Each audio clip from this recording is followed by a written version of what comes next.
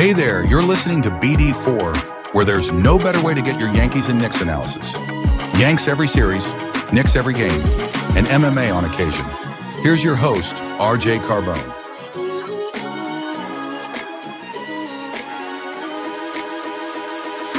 And a high drive into left center field. Stanley's going to watch another one fly. Are you kidding me? DiVincenzo a three. Bang! Bang! Knicks take a Take this chance to apologize to absolutely nobody. At the wall. See ya! See ya! See ya!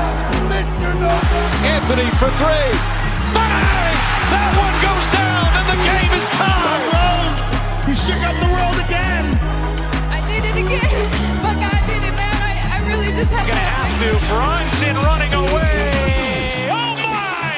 He has been the best player to put on that uniform. Ball game over. Yankees win. The Yankees win.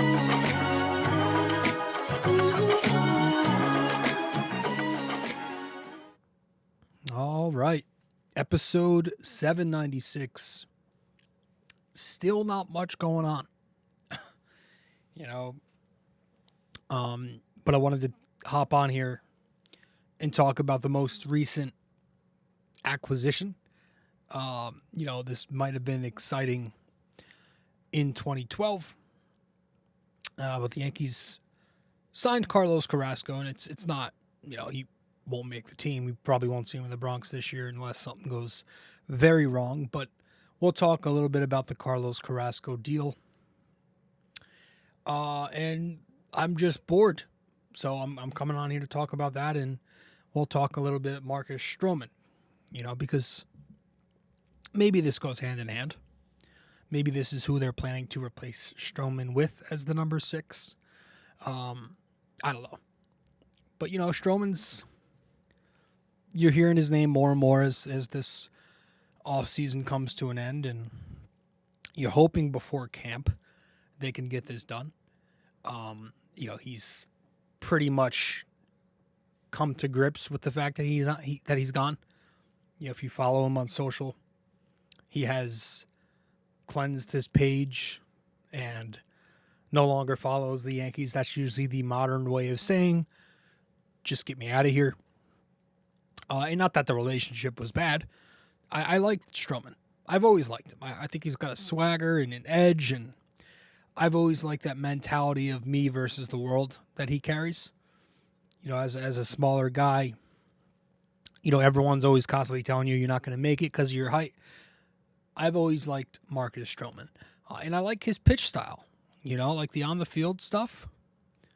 Whatever. Some people are up and down about the antics, but I like his style of pitching. Kind of nibbling, and he knows he doesn't have the greatest stuff. So he's going to stay outside the zone. Try to. And I can relate to that as someone growing up who didn't throw, high velocity. But, yeah, man. Marcus Stroman has had a solid career. He's a 2-time All-Star. He's got a career 3.72 ERA. 261 games in the big leagues under his belt. Just below 1,500 innings. He's a 10-year vet. Last year with the Yankees, he was fine. He was fine for his role. 30 games, 29 starts. He was 10-9 with a 4.31 across 154 2/3. Struck out 113. Posted a 147 whip. Whatever. What's, not fine is the contract. Not that it's some albatross large contract, but it's holding the Yankees back because they're such a financially struggling organization, right? Everybody and their mothers knows the Yankees are broke and they can't afford to pay for free agents without moving what's on their roster, right? That daunting fourth CBT is preventing the Yankees from moving Marcus Stroman's 2 years, $37 million. He made $18.5 million last year. He's going to be making, I think, the same this year. But I think the holdup, is that vesting option for a third year added to the deal if he tosses 140 innings or more this year. That's probably what's holding the Yankees up, or what's causing issues from moving him. And they're trying to move him because they're trying to stay below that final tax, or maybe they just don't want to blow past it by much. I think right now they're like $1 million above it. They're at 302. And in my opinion, they can find starting pitching depth for better value. I think at this point, Stroman doesn't bring you much. This stuff is on a major decline. The fastball now sits around 90 miles an hour. The breaking and off-speed stuff has no more bite. He doesn't fool anybody. He's a guy where, again, he's going to have to nibble and stay way outside the zone. He sets his slider up outside to righties. Like the glove is already set up outside and he goes further out because he's got to have... His stuff is so underwhelming. He's got to have pinpoint location or else it's going to result in a hard hit ball. He just doesn't have the chase, doesn't have that swing and miss potential anymore. And the numbers back that up. The metrics, at least last year, he was only 5th percentile in fastball velo, 24th percentile in chase rate, 10th percentile in whiff rate, and 7th percentile in K rate. So, and you look at the majority of his StatCast, outside of off-speed value, the ground ball rate, and his barrel numbers, he's like 35th percentile or less in basically everything else. So I feel at this point the Yankees can find better value on the market, getting more for less. Like you could find, there are a number of starting pitchers, whether it's going to be via trade or free agency, or maybe it's in-house, and we'll get to that, who can give you average results, eat innings, and make a spot start at similar production, but for way less than $18 million on salary. But, in the process of holding out and waiting to move Stroman before you make another move, the Yankees have already lost out on some better alternatives for third base. Not that I was high on Ha-Seong Kim, but he could put the bat on ball, and he's got an excellent glove, and he just signed with Tampa. Not that I was high on Jorge Polanco, but he can hit a lot better than LeMahieu, Cabrera, Peraza. And he was just recently taken off the market. I forget where he went. So, even the lower, not as expensive options, which I guess at this point, when we're talking third base, it's just the non-Bregman options are coming off the board because the Yankees are waiting for prices to drop.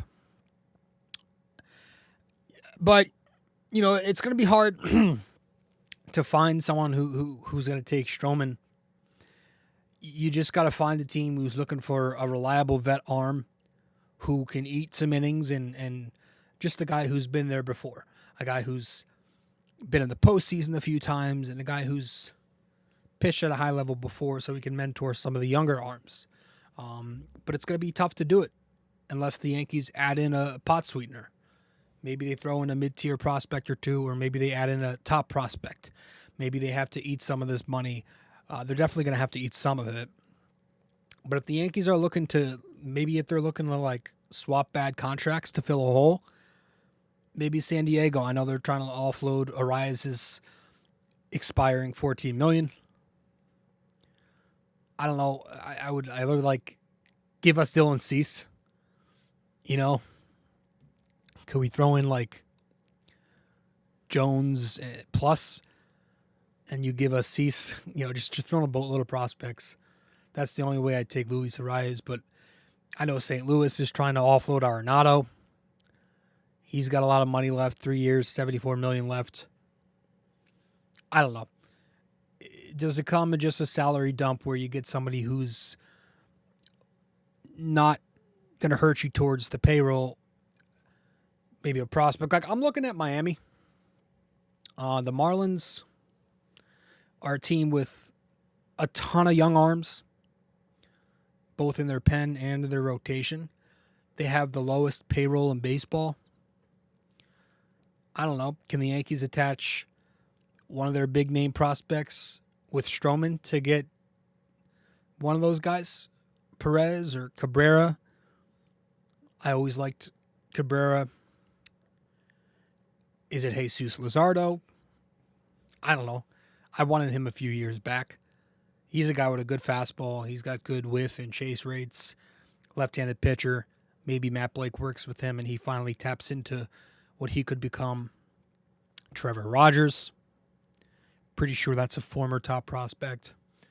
Not intriguing when you look at the numbers and metrics, but he is cheap. Ryan Weathers. Good fastball, good walk rate, gets a lot of ground balls.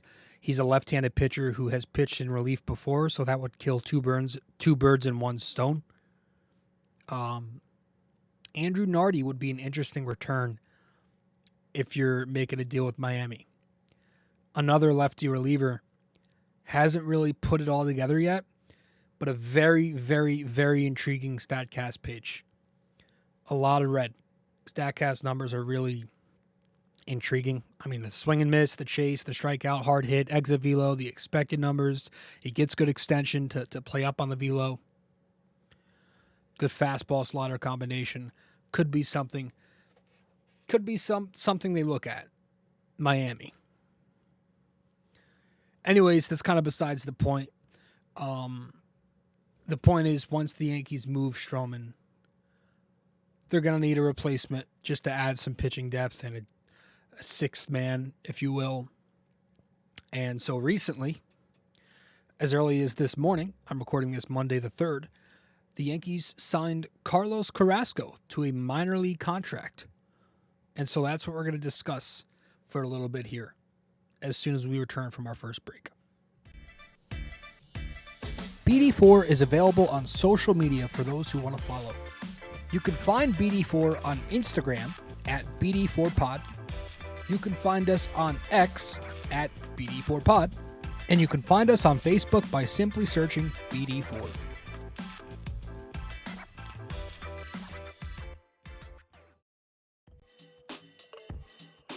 Hey guys, just a quick reminder, this podcast is also available in video format on YouTube. So be sure to go over to the YouTube channel, BD4, subscribe, like the videos, comment, and tell me how much I suck or maybe how much you like the video. We'd very much appreciate it.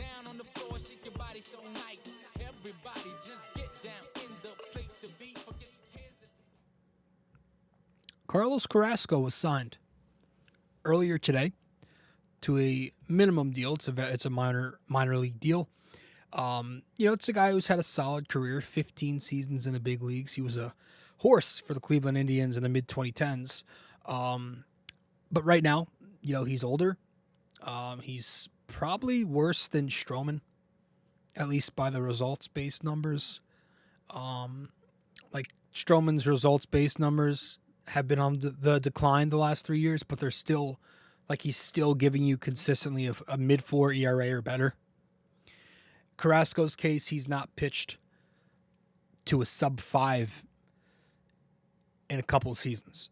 2023, he had a 680 in 20 starts. And then last year, he had a 564 in 21 starts. So he's been unhealthy and unproductive over the last couple of seasons. And his metrics, kind of slightly better than Stroman, but really not that much better. The good parts of his metrics say that he still gets a lot of chase. 79th percentile, that's 55 spots higher than Stroman. Walk rate, 59th percentile, 24 spots higher than Stroman last year with the walks. He can still get some ground balls too.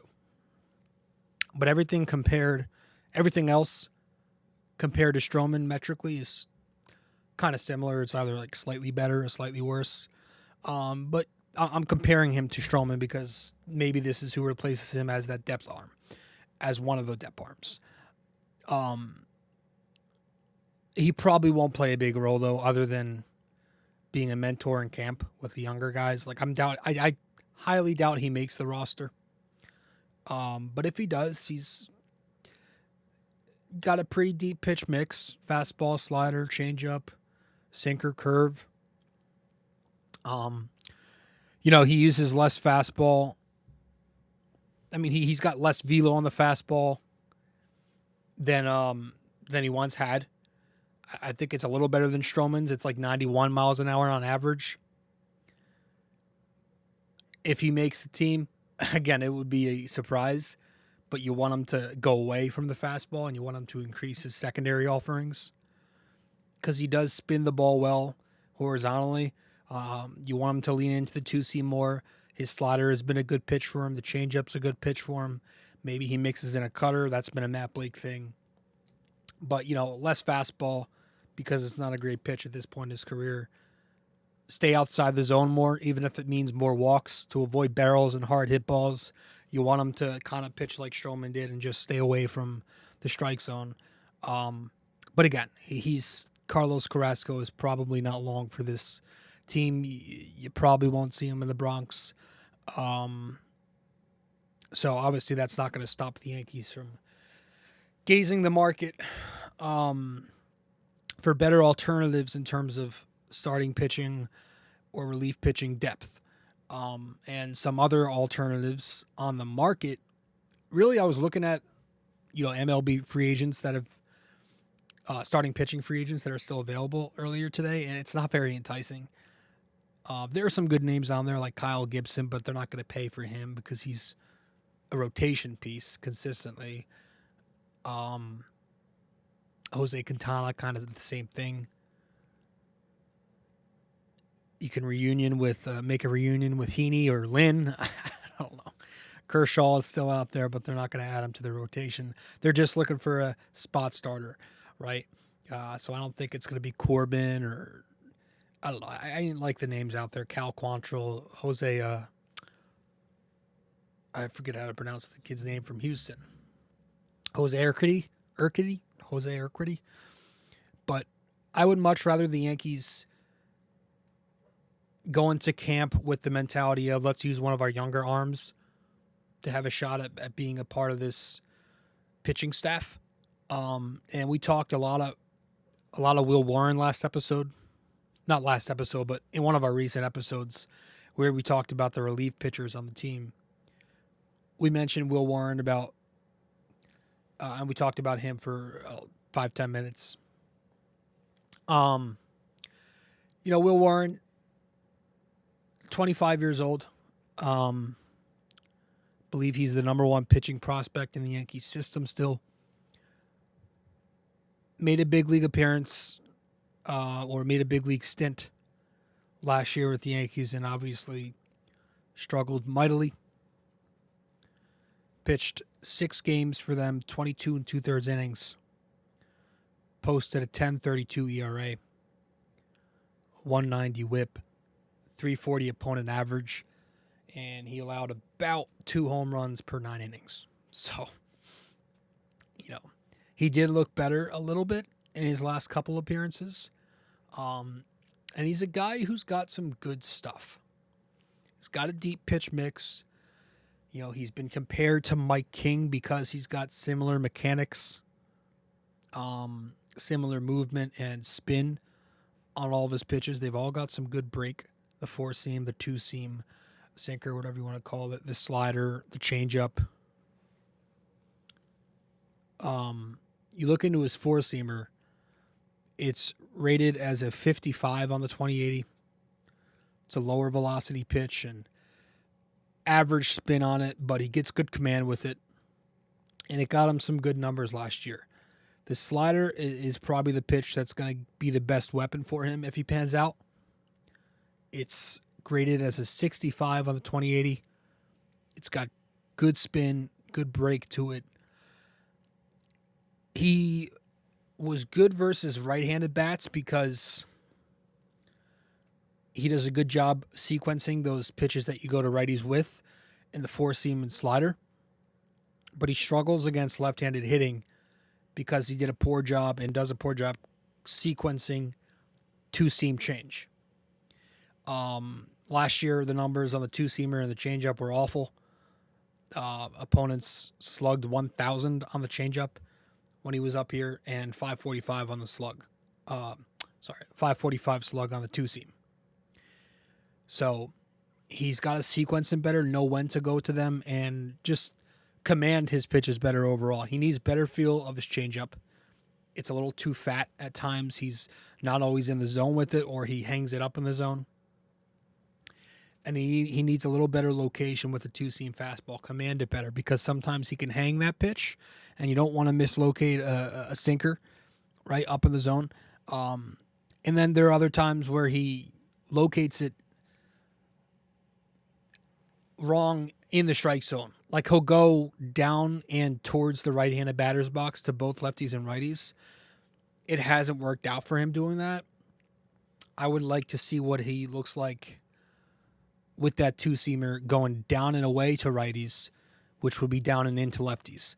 Try to live on the other side of the batter's box. Like start it inside more to throw it for more strikes, because he can also diversify his pitch mix more by just getting into that count leverage.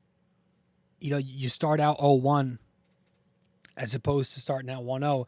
Now you can go to your breaking pitches, right? Or you can go to the four-seam more or earlier in the count to set up that two-seam and changeup in put-away counts.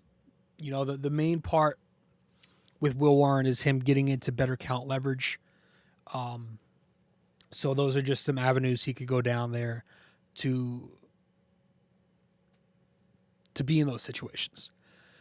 So Will Warren is a guy who could be a part of this team this season, whether it's out of the bullpen or whether it is as an occasional sixth starter. Clayton Beeter. I don't think we mentioned Clayton Beeter the last time we talked Yankee pitching.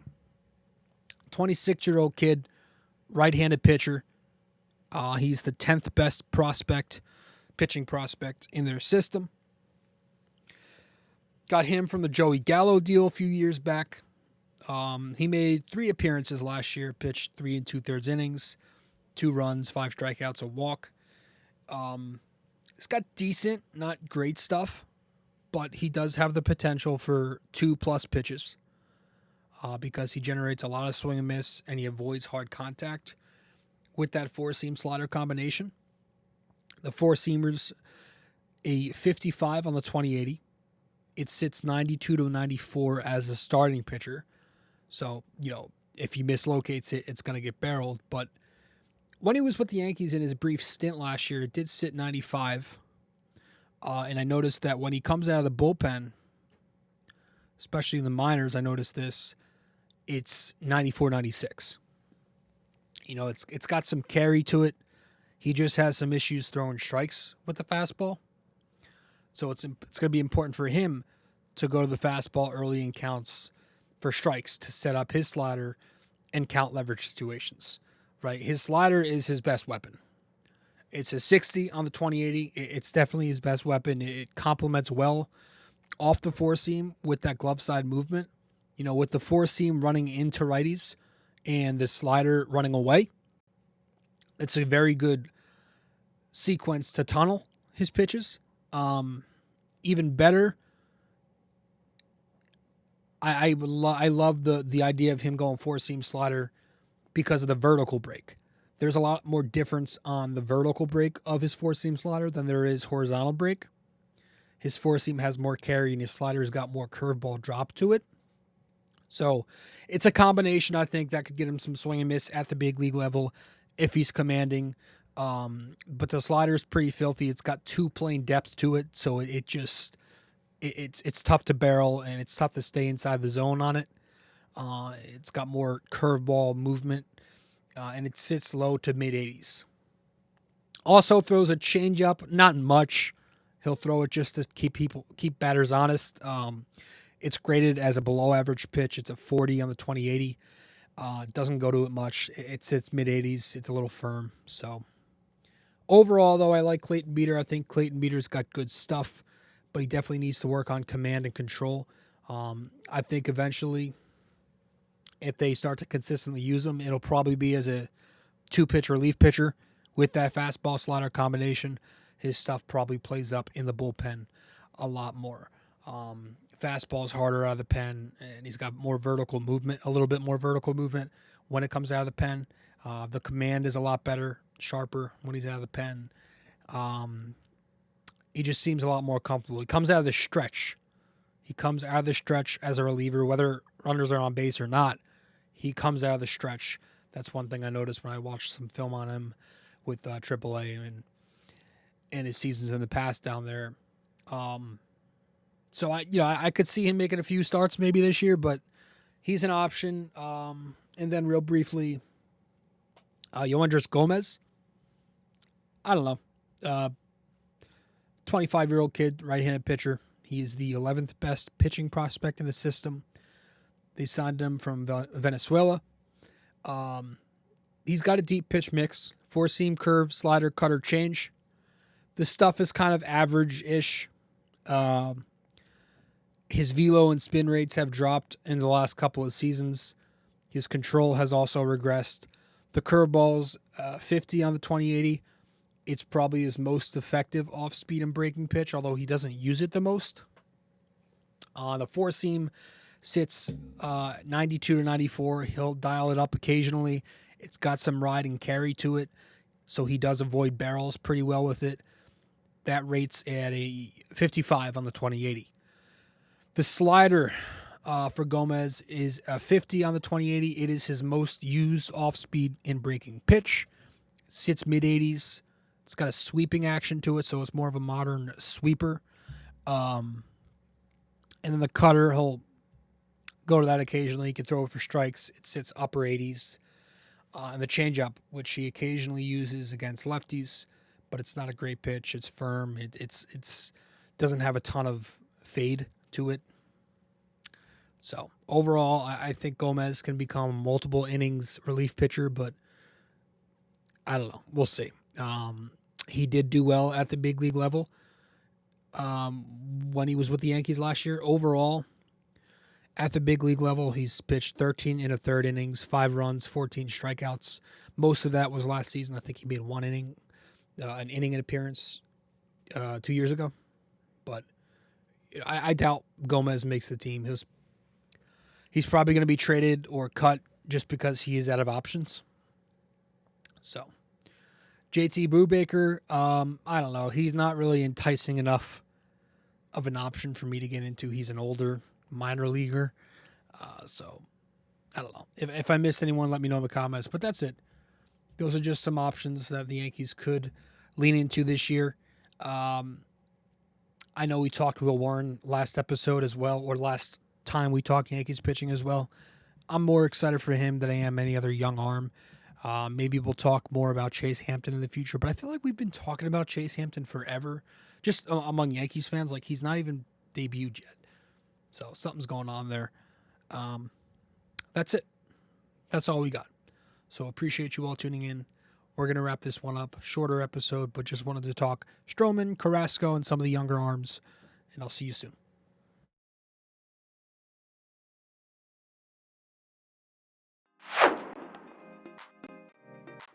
Well, if you made it this far, that means you listened to or watched the entire episode. Thank you.